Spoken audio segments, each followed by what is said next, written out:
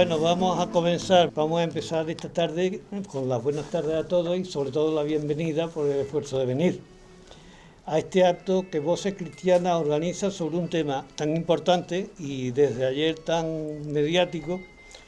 Pretendemos potenciar con este acto la indispensable reivindicación de una mayor influencia de la mujer en el futuro de la Iglesia.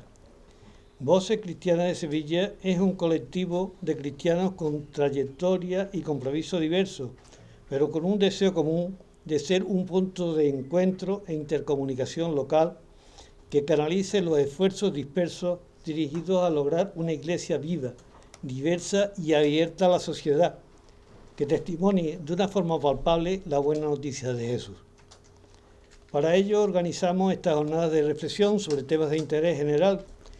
Y una vez hecha esta breve introducción, pues le dejo la palabra a María Luisa que prologue a la intervención de Pepa. No sin agradecer antes al Centro de Grupo su colaboración y a Pepa el que haga hecho el esfuerzo. Gracias. De completar la agenda de venir aquí. Estar con vosotros. Bueno, ¿yo qué voy a decir de Pepa? Pues lo mínimo indispensable, porque los títulos ya se saben, ¿no? Que teóloga, que animadora social y que religiosa, que vive en un barrio como el de Lavapiés de Madrid, que más o menos todos saben cómo es, ¿no? Lleno de inmigrantes, lleno de parados, lleno de gente excluida, y ahí está en la brecha. Entonces, lo único que voy a decir de ella es que como está viviendo esas realidades, desde esas realidades el papel de la mujer en la Iglesia se ve muy urgente y muy distinto del de otras realidades de Iglesia. Y como puede ser muy interesante y muy animador para todos el sumarnos a lo que ella nos va a decir, sobre todo de su experiencia, desde abajo, desde dentro, desde cerca, con esas personas que tanto necesitan una Iglesia samaritana, compasiva, misericordiosa. Aquí la tenemos, ella hablará. Muchas gracias, María Luisa, muchas gracias. Bueno, pues la verdad es que muchas gracias por invitarme a esto. Siento que no podamos ver el Power porque soy consciente que la reflexión que voy a compartir con vosotras y vosotros, dado lo que me habéis pedido, que era muy complejo y muy denso, pues ayuda mucho el visualizarlo con las imágenes y textos que iba a ir poniendo, pero bueno, hacemos todos y todas un esfuerzo, ¿no? Contenta también de estar con vosotras ante esta sorpresa, por otro lado, esperada y desde hace tanto tiempo y reivindicada, como es la posibilidad de que se cree una comisión, ¿verdad?, para poner en marcha algo que en la práctica de la Iglesia existía y que el Vaticano II reconoció, que es el diaconado femenino, ¿verdad? Pero también es importante considerar que las palabras sobre el diaconado femenino que ayer se hicieron públicas podríamos decir en lenguaje un poquito popular, que se las han sacado las mujeres a la Iglesia. Es decir, no olvidemos que ha sido la UISG, la Unión de Superioras Generales del Mundo, las que en sus preguntas y en sus reivindicaciones al Papa Francisco le han hecho esta propuesta y otras muchas. Es decir, que generalmente en el patriarcado las mujeres, o sea, a las mujeres nunca nos dan nada, ¿vale? Sino que tenemos que conquistarlo, si no todo, casi todo, ¿no? Y en la Iglesia nos pasa un poco lo mismo, ¿no? Entonces yo creo que soy, y creo que lo veréis, creo que soy una mujer esperanzada, porque la esperanza me viene de la vida entre la gente, especialmente de las y los empobrecidos, pero al mismo tiempo soy poco ingenua en estos momentos de mi vida, quizá también porque el mayor dolor que seguimos viviendo las mujeres en la Iglesia, ¿verdad?, es que nuestros sueños sigan aplazados, ¿vale? Entonces creo que mi charla va a tener estos dos toques, esperanza, pero también crítica, ¿ok? Incluso crítica ante esta buena noticia, que es este nuevo liderazgo eclesial, que es el de Papa Francisco, pero que ojalá no, ¿verdad?, pero que las mujeres seguimos esperando como más cosas, aún después de la buena noticia, que habrá que ver cómo se pone en marcha, del Papa Francisco, ¿no? Porque el Papa Francisco tiene que gobernar una Iglesia, y una Iglesia que es fuertemente patriarcal, ¿vale? Bueno, pues dicho esto, Bueno, también me da mucho gusto que me hayan acogido las Vedrunas, porque las conozco mucho, las aprecio mucho desde hace mucho tiempo, y bueno, y podría nombrar a muchas, pero por ejemplo quiero nombrar a Inma Gala, que es la delegada de extranjería de Tánger, ¿verdad? Que en Tánger hay un obispo extraordinario, un obispo profético, ¿verdad? Pero yo también tengo una intuición, ¿verdad? Que es que a este obispo profético le han convertido los y las migrantes, pero también un poco le han convertido las mujeres que trabajan con él. Muchas laicas y también las Vedrunas, ¿no? Entonces creo que en ese sentido también las mujeres estamos haciendo muchas cosas, aunque luego, ¿verdad?, la visibilidad se la lleven también otras personas, sin quitar nada a esto al agradecimiento tan profundo, ¿no?, que le tengo, y a la admiración a Monseñor Agrelo, ¿vale?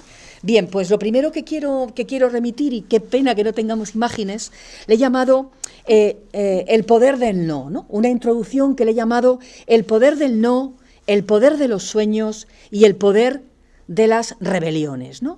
Y tenía que ver con vuestra imagen, con la imagen de la convocatoria, ¿no?, que me ha parecido, como decíais algunas, altamente provocadora. Esas mujeres limpiando la mesa en esa estructura tan jerárquica de la visita del Papa a Barcelona, el Papa anterior, ¿no? Pero al título, La mujer en la Iglesia, yo le haría una pequeña modificación. Y es que somos muchas las mujeres las que decimos que la mujer no existe. Existimos las mujeres. Y esto no es una mera cuestión de lenguaje, sino que nombrarnos e identificarnos desde el plural y la diversidad que somos supone ya quebrar, podríamos decir, un esencialismo en el que el patriarcado pretende introducirnos, ¿verdad? No existe la mujer, existimos las mujeres y una gran diversidad de mujeres. Y eso es importante, ¿no? Sacarnos del singular, sacarnos del esencialismo. Las mujeres, no. Las mujeres somos tanto como las mujeres decidamos querer ser, ¿vale? Eso sería como una primera así aclaración, ¿no? Por eso, si hablamos de las mujeres en la Iglesia, junto a la imagen del cartel tan provocadora y tan terrible, yo pondría también otras, que son las que traía aquí, ¿no? Otras que nos resulten más dinamizadoras. Porque si en la Iglesia de hoy hay mujeres como las que aparecen en la foto, en la Iglesia de hoy están también otras muchas mujeres, ¿no? Y entonces insisto en esto, otras que nos resulten más dinamizadoras en el largo camino que nos queda por recorrer para la eclesía de iguales, ¿no? Soy también una gran admiradora de Rosa Parks, ya sabéis quién es esta mujer, ¿verdad? La costurera negra que con el gesto de negarse a levantar de su asiento en el autobús, en un contexto de apartheid y de segregación, abrió la historia a cambios impensables en la lucha por los derechos civiles de las personas afroamericanas, ¿no? Conocemos mucho más a Luther King, ¿no? Sin duda es un gran líder, conocemos quizá menos a Rosa Parks, pero la aportación de Rosa Parks al movimiento por los derechos civiles en Estados Unidos fue fundamental para lo que luego también lideró Luther King, ¿no? ¿Por qué digo esto? Porque muchas mujeres reivindicamos en este gesto de negarse a levantarse del asiento para cedérselo a un blanco, reivindicamos con este gesto el poder de los sueños, el poder de las rebeliones y el poder del no. La obediencia es sí, pero la obediencia es no. Cuando la injusticia y el sufrimiento de las personas y los colectivos más empobrecidos, y entre ellos nosotras, las mujeres, se naturalizan o se consideran efectos secundarios y se excluyen de las agendas políticas de las iglesias o del poder civil, ¿no? Por eso, desde la introducción de esta charla, creo que es también de justicia reconocer que a lo largo de la historia de la Iglesia muchas mujeres han reivindicado el poder del no, ¿vale? El poder de los sueños y el poder de la desobediencia al patriarcado, en el camino del seguimiento a Jesús y en el camino de la vuelta al Evangelio. Mujeres, ¿verdad?, como las beguinas, ¿verdad?, habéis oído hablar de ellas, mujeres como las beguinas, entre ellas yo traía ahí algunas imágenes, podríamos decir, de Guillerma y Maifreda, autoras de lo que Luisa Muraro llama la herejía feminista, unas mujeres que en el siglo XIII reivindican que Cristo ha muerto por todo y por todos y por todas, y por tanto también por los judíos y por los musulmanes, y por lo tanto la salvación es universal, y puesto que hemos sido creadas a imagen de Dios, también nosotras podemos presidir la Eucaristía, ¿no? Fueron declaradas heréticas, etcétera, etcétera, pero es una tradición que existe en la Iglesia, ¿no? Otras autoras, como Juliana de Norwich, que en su experiencia de Cristo, una mística muy reconocida internacionalmente, siglo XIV, Juliana de Norwich identifica a Cristo como una madre, no a Dios, sino a Cristo, porque se entrega dándonos su cuerpo. Y en una época de gran condena de las herejías, ella dice que ni el pecado nos puede alejar de Dios, ¿no? Monjas como Mary Ward, que quizá la conozcáis más, ¿no? Os voy a leer un texto de Mary Ward, que en el siglo XVI estuvo presa, condenada por hereje, fundadora de una congregación. En el siglo XVI escribe: hasta ahora los hombres nos han dicho lo que nosotras debíamos creer. Es verdad que nosotras debemos creer lo que nos dicen, pero permítasenos no ser tontas y saber lo que nosotras debemos creer, sin aceptar bobamente que las mujeres no podemos llevar a cabo nada grande. Y dice Mary Ward, siglo XVI, yo espero en Dios que en el futuro se han de ver mujeres realizando grandes cosas. ¿Qué fruto obtendréis oyendo? No sois más que mujeres, no sois más que débiles, inectas, y que vuestro fervor decaerá. Intentan deprimiros, negándoos la esperanza, pero no existe diferencia entre hombres y mujeres. Esta mujer ha tenido abierta la bula de hereje prácticamente hasta hace muy pocos años, ¿no? Y realmente su sueño era el espíritu de la Compañía de Jesús, pero en mujeres, ¿no? Bien, Mary Ward, otra mujer, que son mujeres a rescatar, ¿no? Dentro del sufragismo español, ¿verdad? Existe también un sufragismo católico, ¿no? En eso tenemos una pugna con las feministas que no son cristianas, ¿no? Mujeres como Concepción Jimeno Flaquer, mujer católica y mujer sufragista, ¿no? Convencida que Cristo fue el primer feminista porque abogó por los derechos de las mujeres en igualdades de condición que los hombres, ¿no? ¿Por qué digo todo esto? Porque estas mujeres son nuestra genealogía. De estas mujeres venimos, ¿eh? De estas mujeres venimos todas y todos, ¿no? También. A lo largo de la historia hemos sido educadas, y yo creo que también educados, en la fuerza domesticadora del sí. Y aquí voy a ser un poquito provocadora, luego si queréis hablamos. Teniendo como modelo el sí inmaculado de María. Luego me voy a meter con esto, ¿vale? Con la mariología. Identificado con la obediencia, con el silencio, con la resignación, con la abnegación, en el peor sentido de la palabra, no en el mejor.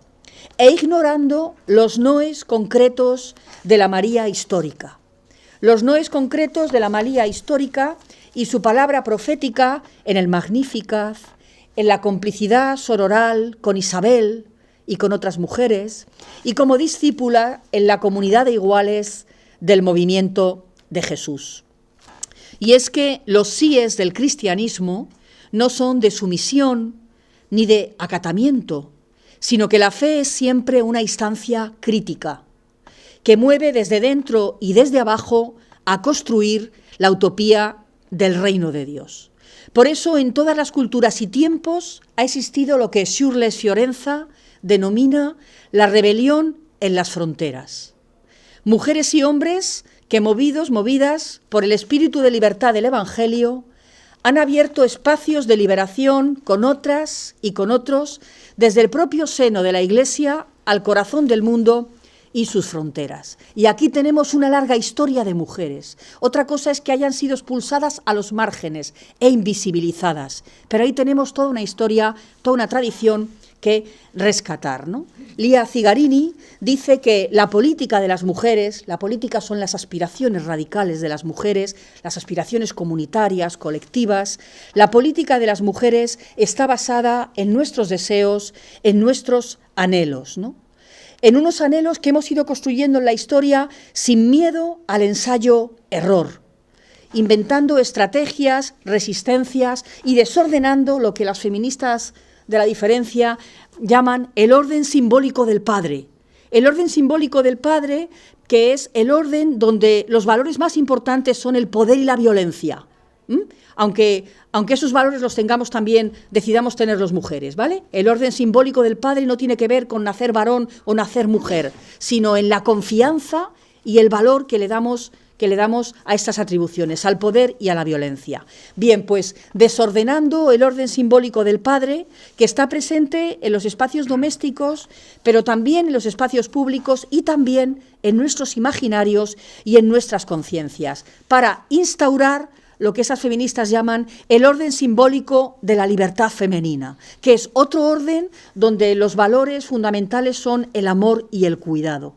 El amor y el cuidado no como valores exclusivamente femeninos, sino como valores universales, como valores universalizables, ¿no? En la Iglesia podemos decir que las mujeres con mucha dificultad, al igual que esa foto representa una foto de la Iglesia, en la Iglesia las mujeres con mucha dificultad, pero vamos también, ¿verdad?, dando pasos en nuestros sueños de libertad, de inclusión, de justicia social, de belleza, sueños de una vida y un planeta más sostenible, liberado de la discriminación sexista, racista o de clase, y sueños también de una espiritualidad que incluya nuestros cuerpos, porque a la espiritualidad cristiana, ¿verdad?, le falta cuerpo, ¿no? No en su origen, ¿no?, pero en el desarrollo que hemos ido haciendo, sí, ¿no? Una espiritualidad que incluya nuestros cuerpos y que religue nuestra experiencia de fe a un Dios o diosa, como le llaman algunas feministas para significar que Dios está más allá de todo género, un Dios que no ignore las experiencias cotidianas de las mujeres, ¿no? Y por eso desde ahí, para poder decirle y practicarle con lenguajes y metáforas más inclusivas, ¿no? Y ahí tenía unas imágenes pues también bastante provocadoras, ¿no? Pues estos sueños son y han sido, entre otros, podríamos decir, el fundamento de nuestra política, de nuestras aspiraciones, ¿no? Porque, como decía Elder Cámara, al que voy a parafrasear con perspectiva de género, soñar solas es solo un sueño, pero soñar con otras y con otros es el amanecer de una nueva realidad, de nuevas identidades y de nuevas relaciones, ¿no? Bien, esto lo quería decir así un poquito como introducción, para pasar ahora a desarrollar cuáles son, que me preguntabais en ese esquema, cuáles son las raíces de esta exclusión, ¿no? Y yo he querido desarrollarlo en torno a este tema, ¿no? Una imagen, un lenguaje y una hermenéutica androcéntrica y patriarcal.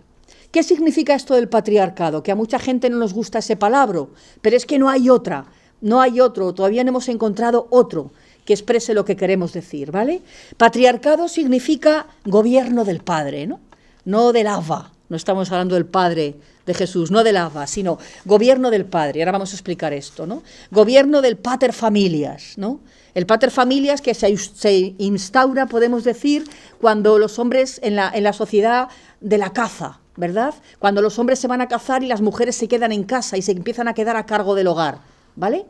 Bien, pues el pater familias, ¿no? El gobierno del Padre, ya veréis esto cómo tiene que ver con la Iglesia. El gobierno del Padre al que se le reconoce todo el poder, dentro de una organización fuertemente jerárquica y piramidal, en cuya base, en la base del patriarcado, están siempre las mujeres y las últimas, las niñas. Las mujeres y las niñas como un cuerpo o como cuerpos a disposición del varón y a disposición de los intereses del clan, de la familia o de la institución que dirigen los pater familias, ¿no? Las mujeres dentro del patriarcado tenemos una función meramente biológica reproductora y reproductora también simbólicamente. Cuando ayer el Papa en la USG le recordaba también a las religiosas que tenemos que ser madres espirituales, estaba también de alguna manera acentuando esto, ¿no? De alguna manera las mujeres en el patriarcado no somos en sí, sino que somos siempre en función de otro y en base a los intereses de otro, ¿no? Por otro lado, el patriarcado se legitima y se refuerza desde una imagen y un lenguaje sobre Dios que está identificado con el poder y la experiencia masculina. Son las experiencias masculinas las que se convierten en medida y referencia de lo universal. Y las experiencias femeninas no son consideradas, son invisibles, no tienen que ver con lo de Dios. Por eso, patriarcado y androcentrismo, es decir, que esté en el medio de la visión de la vida y de la espiritualidad, la cosmovisión masculina, ¿verdad?, están profundamente interconectados. Shirley Fiorenza, esta teóloga norteamericana, va a redefinir aún más esto del patriarcado. Y en vez de patriarcado, ella prefiere hablar de kiriarcado, palabras todas muy raras, ya veis, pero a veces para nombrar lo nuevo hay que inventarse vocablos. Kiriarcado viene de Kyrios, y Kyrios significa Señor, ¿vale? El kiriarcado para Shirley Fiorenza es cuando Dios, además de ser concebido como padre y como varón, que es lo que hace el patriarcado, lo concibe como blanco y como señor. ¿Y esto qué significa?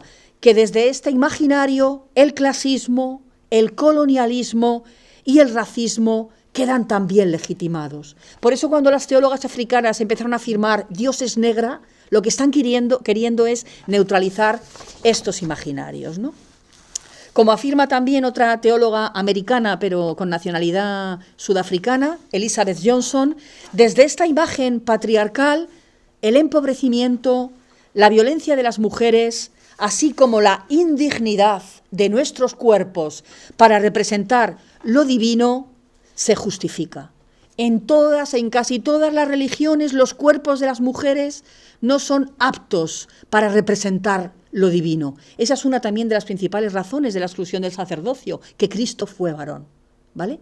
Entonces, aquí hay algo que tiene que ver con las antropologías, ¿no? Antropologías fuertemente devaluativas y dualistas. Lo dijo Tomás de Aquino, tendría que estar superado, pero luego en lo concreto no está tan superado, ¿no? Cuando Tomás de Aquino decía que las mujeres éramos el varón imperfecto, porque nacimos de un espermatozoide defectuoso, ¿verdad?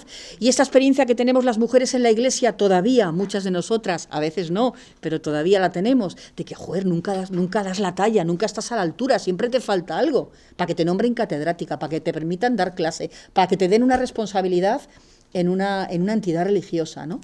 Las mujeres como varón imperfecto. ¿Por qué como varón imperfecto? Porque la referencia siempre es el varón, ¿no? Esta antropología que nos viene a decir que si Dios es varón, el varón es Dios. El varón es masculino, el varón es animus, el varón es mente, el varón es producción, el varón es orden, el varón es cultura, el varón es mundo, el varón es acción, el varón es poder. Mientras que la mujer es ánima.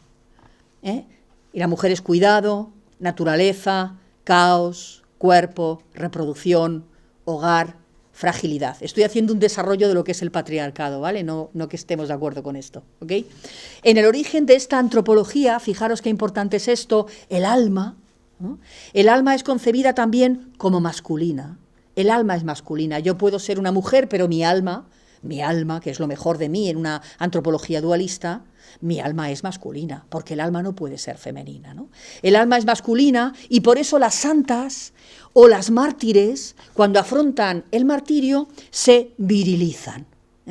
Y esto es muy, muy potente en las actas de los mártires, cuando leemos, por ejemplo, las actas de perpetua y felicidad afrontando el martirio, dice el texto de las actas, que se virilizaron, ¿no? Pero esto tiene mucho que ver luego con muchas cosas concretas. Por ejemplo, la vida religiosa antes del Vaticano II, que concebía la vida religiosa femenina y masculina, pero ahora me refiero a la femenina, como un estado de perfección, pues ¿qué sucedía? Que el cuerpo de las monjas, de las mujeres, tenía que virilizarse o asexuarse, ¿vale? Ropa interior especial, destinada a esconder las formas femeninas, eliminación del adorno, corte de pelo. Estoy diciendo todo esto para que veamos de dónde viene la exclusión, ¿vale? Y quiero llegar con todo esto a que el lenguaje y el símbolo de Dios no es neutro. No es una manía que tengamos las teólogas feministas, sino que cambiar el lugar de las mujeres en la Iglesia tiene que ver con cambiar el lenguaje y el símbolo de Dios. ¿Por qué? Porque el modo en que una comunidad da forma al lenguaje sobre Dios representa lo que entiende por el mayor bien y por la verdad más profunda. Y fijaros, a pesar de que Dios es espíritu, podríamos decir, y por tanto está por encima de cualquier identificación sexual, masculina o femenina, hay gente que dice, pero es que Dios no es madre ni es mujer. Claro que no, es mucho más, pero tampoco es padre. Y seguimos ahí en ese símbolo, ¿no? Es mucho más que padre, podríamos decir, ¿no? Lo cierto es que en el lenguaje cotidiano de la predicación, del culto, de la catequesis, de la instrucción, lo que se sigue transmitiendo mayoritariamente es que Dios es masculino. Es que lo más, la mayor aspiración, el mayor anhelo, lo más, el Dios mayor es masculino. Y esto tiene como consecuencia la subordinación, la devaluación de lo femenino.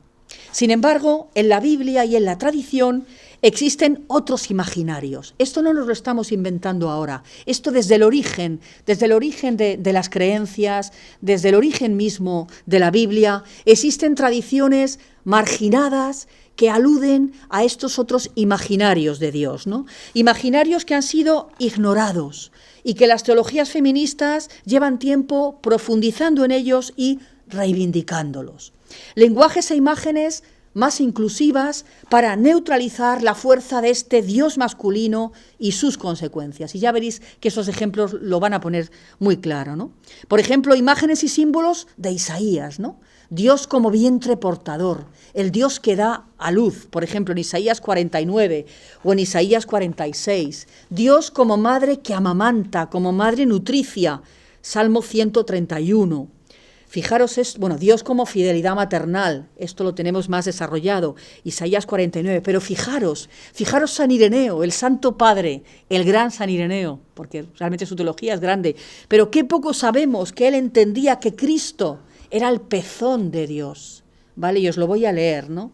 Cristo es el pezón de Dios para San Ireneo, porque como a niños pequeños, el pan perfecto del Padre se nos da bajo forma de leche. Su encarnación como hombres, para que alimentados, por así decirlo, del pezón de su carne, que es Cristo, que es el alimento de Dios para la humanidad, y habituados por esa lactancia, comamos y bebamos el verbo de Dios, ¿no? Fijaros qué imaginarios, primero sexualmente potentes, ¿no? O sea, si hubiéramos sido, ¿verdad?, si hubiéramos reivindicado esos imaginarios y formaran parte de la experiencia común de la Iglesia, ¿no? Cuántas cosas diferentes estarían pasando sobre la sexualidad, sobre las mujeres, sobre la materialidad también de nuestra fe, ¿no? O este imaginario tan bonito de María de Oin, de las primeras beguinas francesas, ¿no? Cuando en la cruz ella lo que experimenta es que Dios rasga su vientre y de ahí nace el hombre nuevo. Es decir, que la cruz es un parto de una nueva humanidad, ¿no? Bien, pues estos otros imaginarios. Insisto en esto porque el lenguaje y el símbolo patriarcal de Dios han construido también una exégesis patriarcal, una moral patriarcal y una liturgia patriarcal. Bien, no podemos olvidar que esta antropología devaluativa hacia las mujeres se ha construido también a partir de interpretaciones parciales e interesadas de los relatos de la creación y de la construcción del mito de Eva.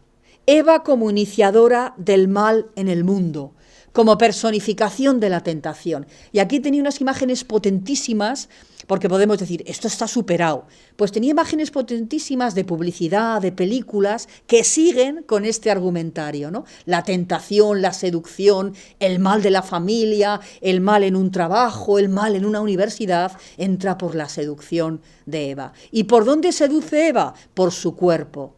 ¿Y eso a qué nos lleva? A volver a resignificar el cuerpo como algo impropio para representar a la deidad, a la divinidad, ¿no? Pues bien, quiero insistir en esto porque esta hermenéutica patriarcal no se va a referir solo a los textos o a la interpretación de la tradición, sino que esta hermenéutica patriarcal también lo que hace es seleccionar en qué textos se leen según en qué momentos. Lo importante no es solo que haya textos misóginos, sino que, por ejemplo, esos textos misóginos resulta que se ubiquen en la liturgia del matrimonio. Cuando se utilizan esos textos, ¿verdad?, para explicar lo que es la dinámica matrimonial. Ya muchas mujeres no se casan con esos textos, pero de las primeras cosas que debería hacer la Iglesia es quitar esos textos de esa liturgia cuando dicen mujeres, someteos a vuestros maridos, por ejemplo, ¿no? Bien, pues esa dinámica selectiva que lo que viene a subrayar es la subordinación de las mujeres o la identificación de la mujer con la culpa y con la tentación. Y esto no son teorías. Mirar, hace bastantes años un seminarista en Albacete, bastante compañero, bastante amigo mío y de mis monjas, decidió un símbolo en un seminario entonces abierto, y era que dos mujeres le ayudáramos a ponerse la casulla, cosa que en los votos de las religiosas pues tenemos más libertad en estas cosas, ¿no? La que se lió, primero porque nos dijeron que una mujer no podía subir su cuerpo al altar en esa ceremonia, y luego no solo la que se lió, sino cómo nos sentíamos las mujeres cuando subíamos a aquel altar rodeado de hombres que iban a ser investidos por el orden sacerdotal, allí con tu cuerpo, es decir, la política de los cuerpos, la política de la inadecuación de los cuerpos, ¿no? Los cuerpos masculinos más dignos de representar a Cristo que los femeninos, ¿no? O sea, un poco desde esta antropología devaluativa, ¿no? Voy a leeros dos textos también provocadores, ¿no? Por ejemplo, voy a leer solo uno, que fue un texto además fuertemente legitimador de uno de los mayores femicidios de la historia. Los feminicidios no son de ahora tenemos otra conciencia de ellos, ¿no? Feminicidios fue, por ejemplo, la quema en la hoguera de miles de mujeres, en la Europa medieval, ¿no? Este texto, ¿verdad?, del libro Martillo de Brujas, con el que se legitimaba que esto había que hacerlo para defender la fe, ¿no? Y decían, conviene darse cuenta de que se produce un defecto en la formación de la primera mujer. Las mujeres siempre somos inadecuadas en el orden masculino, en el orden patriarcal, ¿no? Ya que en su origen, dice, no que venimos de un espermatozoide defectuoso, como Tomás de Aquino, aunque son de la misma familia, también es dominico, sino de una costilla torcida, en este caso, ¿no? Bien, pues por este defecto, la mujer se convierte en un animal imperfecto, siempre engañosa. Lo que demuestra la propia etimología de la palabra fémina. Fémina proviene, dice este señor, de feminus, es decir, que somos más que tiene más debilidad para abrazar y preservar la fe, y es por naturaleza más proclive que al mal. Y ahora os voy a contar una cosa que un obispo, que no voy a nombrar, hace unos años hizo una diócesis que no voy a nombrar. Le llamaron unas religiosas para una charla de formación, llamaron a Queiruga. Y entonces el obispo dijo que no podía ir Queiruga allí, porque las mujeres se iban a creer todo lo que Queiruga dijera. Independientemente de la valoración que este obispo tenía de Queiruga, la visión que este hombre tiene de las mujeres tiene que ver también con la visión de este dominico, autor del Martillo de Brujas, ¿no? Bien, pues en toda esta antropología, que realmente está en crisis desde hace mucho tiempo, aunque hay que tumbarla mucho más, la hermenéutica feminista y la perspectiva de género, porque de esto hay que hablar de cara a una comunidad de iguales, están siendo parteras de que vayamos avanzando, de que vayamos haciendo camino en lo que llamamos la comunidad de iguales, ¿no? ¿Por qué? Porque necesitamos despatriarcalizar la imagen de Dios, despatriarcalizar el lenguaje y la exégesis, ¿vale? Esto es el punto de arranque de lo que hoy llamamos la hermenéutica de la sospecha. Esta hermenéutica parte de dos convicciones. Una es que las mujeres somos sujeto de discurso, que las mujeres no somos objeto de discurso. Me lo mandabais alguno en el guión que tenía que preparar. No se trata de que hablen de nosotras, es que las mujeres tenemos palabra, ¿vale? Igual que los pobres tienen palabra, ¿verdad? Las mujeres tenemos palabra y queremos ser interlocutoras, no queremos que nos suplan, ¿no? Las mujeres somos sujeto de discurso y las mujeres somos también sujeto de cambio social y eclesial. Y no somos seres subsidiarios ni invisibles. Y la segunda es que la Biblia, la palabra inspirada de Dios, está escrita también en un contexto, desde una cultura fuertemente patriarcal y androcéntrica que es necesario deconstruir. Y ahora voy a poner algún ejemplo. Despatriarcalizar los textos bíblicos es redescubrir, es encontrar en ellos la palabra que es liberadora para las mujeres y es también rescatar genealogías femeninas que hoy empoderen nuestras luchas y nuestros sueños, ¿vale?